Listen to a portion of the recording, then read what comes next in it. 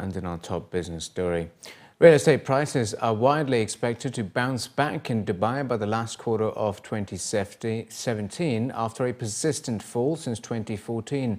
But most property insiders say the supply of 41,000 new units over the next 14 months could pose a real challenge to that long-awaited recovery.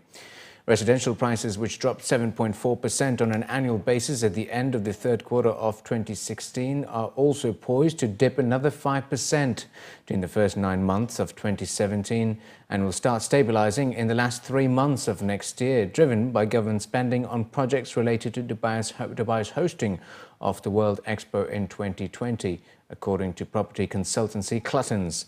Meanwhile, Dubizzle, a property platform that released its first property report in collaboration with JLL, said the greatest threats to the anticipated recovery in 2017 would be a further slowdown in the Dubai economy or a major improvement in the materialization rate, which could lead to oversupply.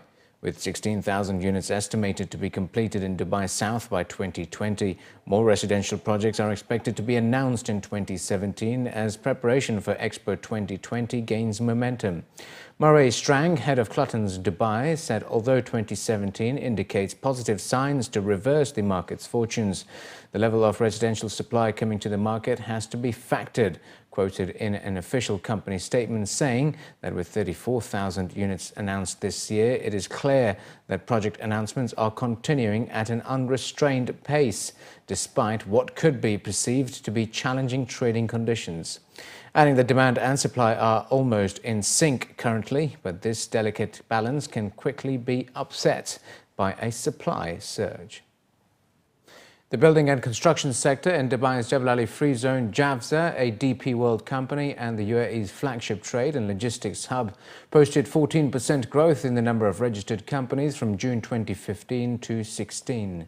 The growth is largely driven by the continued focus of Gulf Cooperation Council countries on developing infrastructure and by the economic stimulus generated by Expo 2020 projects.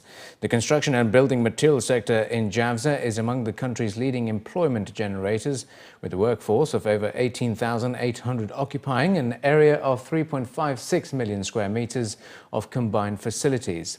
Ibrahim Mohammed Al-Janahi, the Deputy CEO and Chief Commercial Officer, stated that infrastructure development in the Middle East and North Africa MENA region is undergoing tremendous change, with governments allocating significant budgets towards upgrading their facilities.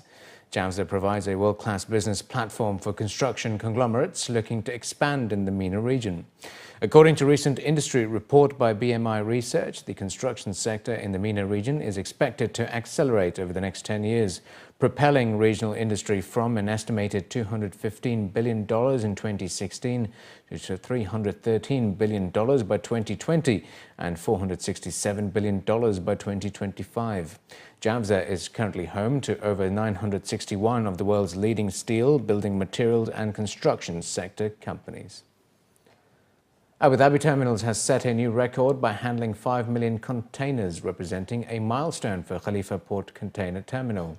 The record was achieved while serving a vessel belonging to ADT's longtime customer CMA CGM Pegasus.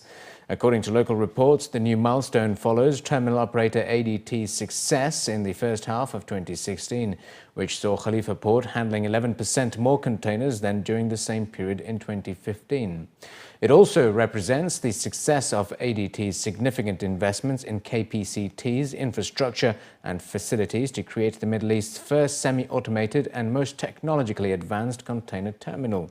KPCT officials stated that this achievement demonstrates that ADT is on track to become one of the leading container terminal operators in the world.